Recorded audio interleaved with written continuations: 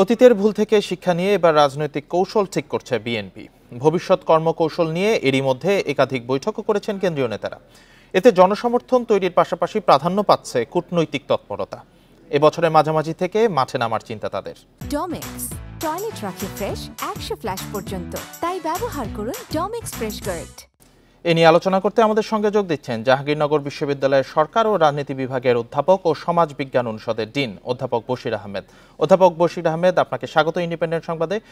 জনাব বশির আহমেদ, যদি রাজনীতির বর্তমান চিত্র বলি, আওয়ামী লীগ শক্তিধর দল, বিরোধী দল নামমাত্র, বিএনপিও কোণঠাসা, তো রাজনীতি কোন দিকে যাচ্ছে আর একটি ভারসাম্যপূর্ণ রাজনৈতিক পরিবেশ সৃষ্টিতে করণীয় কি বা হওয়ার কোনো সম্ভাবনা দেখছেন কিনা?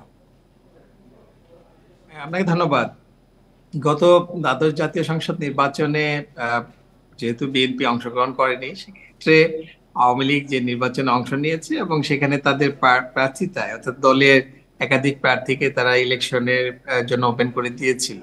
ফলে নির্বাচনটি প্রতিদ্বন্দ্বিত্বপূর্ণ হয়েছে নিঃসন্দেহে, যদিও বিএনপি ভোট বর্জনের আন্দোলন ছিল। ফলে উপস্থিতি বাড়ানোর জন্য এটা আওয়ামী লীগের একটি দলীয় কৌশল ছিল এবং সেই কৌশলে তারা হয়তো জয়ী হয়েছে। কিন্তু এখন এই কৌশলে যে আপনার জাতীয় নির্বাচনের 4 মাস পরে যে এখন যে উপজেলা পরিষদ নির্বাচন হচ্ছে, সেই নির্বাচনের ক্ষেত্রেও কিন্তু এই বিভিন্ন দ্বন্দ্ব অন্তর্দ্বন্দ্ব কিন্তু দেখা যাচ্ছে।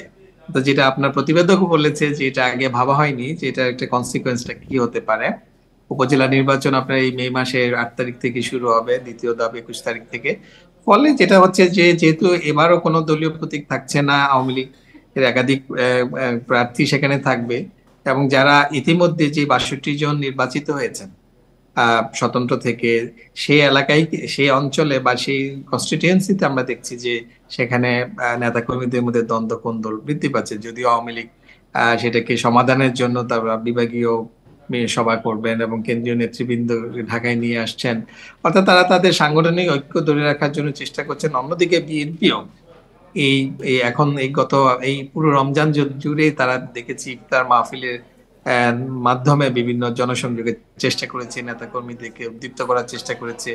প্রায় মহানগর, জেলা, উপজেলা এবং ইউনিয়ন লেভেল পর্যন্ত তারা ইফতার করেছে, যেখানে প্রায় 1100 মতো ইফতার সভা করেছে এবং ওদের অনেক ইফতার সভায় কিন্তু তাদের চেয়ারম্যান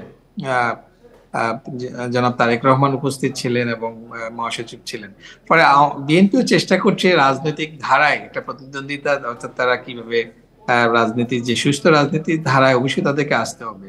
এইরকম মুহূর্তে আমার কাছে যেটা মনে হচ্ছে যে এই আপনার ইভেন উপজেলা নির্বাচনে দেখছি যে বিএনপি দলীয়ভাবে অংশগ্রহণ করবে না, এটাও আমি মনে করি তাদের একটি ভুল নীতি হিসাবে পর্যবেসিত হবে। অধ্যাপক বশির আহমেদ, আপনি বলতে চাচ্ছেন সাংগঠনিকভাবে দুই দলই নিজেকে আসলে শক্তিশালী করার কোনো বিকল্প নেই।